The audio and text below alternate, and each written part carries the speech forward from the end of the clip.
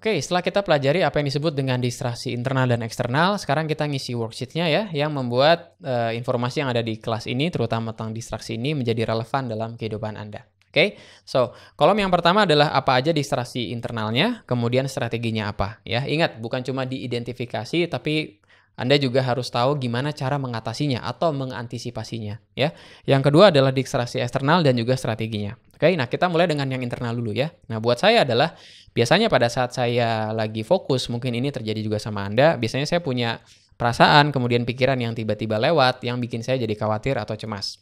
Saya kepikiran sesuatu yang bikin saya khawatir, dan biasanya strategi yang saya lakukan adalah saya nulis di jurnal. Mungkin ini juga bisa Anda coba ya, yang bikin Anda stres, yang bikin Anda juga kepikiran, mungkin bisa taruh itu dalam bentuk tertulis. Pada saat kita nulis, kita mencurahkan pikiran dan isi hati kita, yang setelahnya mungkin bisa bikin kita lebih lega, kemudian kita bisa ngerjain apa yang harusnya kita kerjakan dengan fokus yang tinggi. Yang kedua adalah smartphone. Smartphone biasanya saya taruh dalam focus mode, artinya pada saat ada notifikasi masuk, dia nggak akan bunyi, dia nggak akan bergetar. Jadi nggak ada notifikasi sama sekali. Kemudian saya juga nggak naruh notifikasi di layar depan ya, jadi saya sama sekali nggak punya notifikasi tersebut. Jadi kalau ada WhatsApp masuk, dia nggak akan muncul di home screen. Ya, notifikasi muncul pada saat saya masuk dalam. Ya, saya unlock phone-nya, kemudian saya masuk di aplikasi WhatsApp. Itu baru kelihatan notifnya, ya. Memang terlihat kalau nanti ada yang penting gimana ya. Nah, biasanya untuk kontak-kontak yang penting, saya taruh dalam kontak yang eksklusif. Keluarga misalnya ya. Jadi kalau telepon lain, itu akan di-divert ya, atau dialihkan. Dan bahkan mungkin akan kedengaran nggak diangkat, tapi buat beberapa nomor penting seperti keluarga, itu akan langsung masuk ke handphone saya gitu ya. Kemudian saya pakai juga do not disturb ya, sama sekali nggak ada bunyi, sama sekali nggak ada getaran. Kemudian jauhkan, kemudian saya nggak install desktop WhatsApp ya. Mungkin Anda install ya WhatsApp di desktop Anda atau di laptop Anda, saya nggak lakukan ini ya. Dulu saya lakukan ini dan saya bersyukur saya sempat komputer saya perlu diinstal ulang. Dan akhirnya saya putuskan untuk nggak nginstall WhatsApp di desktop ya. Lebih baik saya ngetik aja dan saya nggak terdistraksi dengan WhatsApp di desktop. Apalagi begitu ada bunyi yang bikin kita jadi terdistraksi. Ingat tentang attention residue. Kita lagi ngerjain A, ada bunyi WhatsApp gara-gara kita taruh di desktop. Kemudian akhirnya kita coba lihat WhatsApp, padahal isinya adalah grup yang nggak penting juga. Kemudian kita ketawa, ada video di situ. Lalu kita kembali lagi dan pada saat itulah niscaya konsentrasi kita harus dikembalikan dalam waktu yang nggak sebentar. Ya nggak? Ya. Yang ketiga adalah belajar dari YouTube ya. Kalau saya ada satu hal yang saya belajar dari YouTube, video lecture dari dosen lain, dari dosen luar negeri, biasanya saya save dulu di watch later, kemudian saya taruh atau saya nonton dalam mode teater ya. Kenapa saya taruh dalam mode teater? Karena kalau kalian tahu di YouTube itu kan ada theater mode ya, yang membuat layarnya menjadi lebar sekali. Nah, pada saat lebar itu, saya jadi nggak tidak tergoda untuk klik video lain.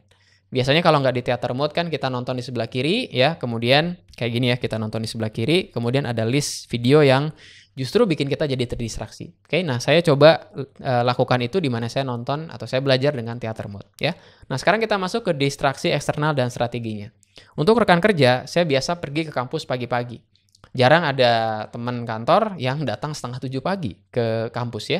Nah, pada saat saya datang pagi-pagi, saya bisa punya sekitar 2 jam, dari jam 8:30 sampai 8:30, sampai orang-orang berdatangan, dan akhirnya mulai nyapa, mulai ngomongin pertandingan bola tadi malam, mulai ngomongin apa yang harus dilakukan hari ini, ada rapat atau ada apa. Saya punya 2 jam yang sangat berharga yang saya bisa alokasikan buat fokus, karena saya pergi pagi-pagi.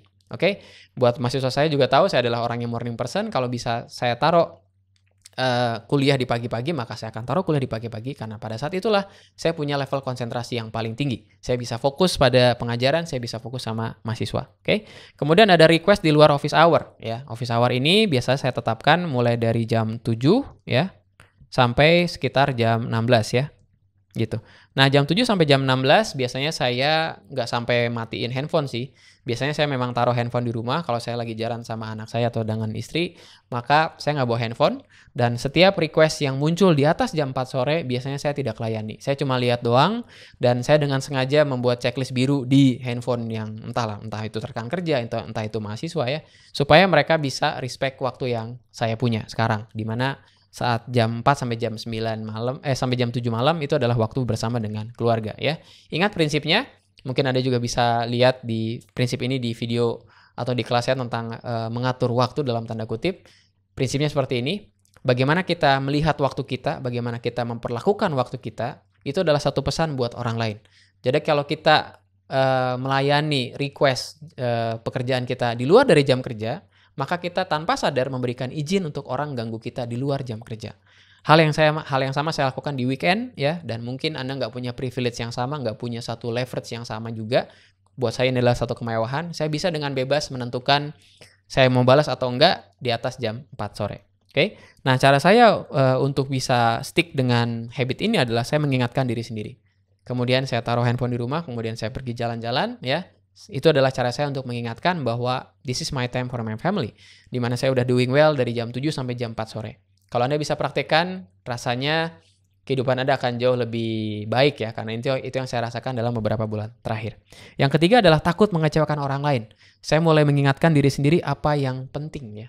Dan di sini saya punya jurus ya, atau satu tips yang Anda bisa tonton atau Anda bisa pelajari di video pembelajaran tentang Plan Your Perfect Week ya. Saya punya mode atau saya punya aturan 3x3x3 rule ya. Artinya saya tetapkan 3 prioritas minggu ini, kemudian 3 live admin minggu ini, kemudian 3 prioritas yang harus saya lakukan hari ini. Ya. Itu adalah cara saya untuk mengatasi takut mengecewakan orang lain. Jadi silakan isi worksheet-nya. Di situ kalian bisa mengkategorikan mana distraksi internal, gimana strateginya, mana distraksi eksternal, dan gimana strateginya. Oke? Nah, di video selanjutnya kita akan belajar di section selanjutnya. Ada satu teknik yang bisa bantu kita untuk lebih fokus yang disebut dengan Pomodoro Technique. So, teknik ini akan kita pelajari di video selanjutnya.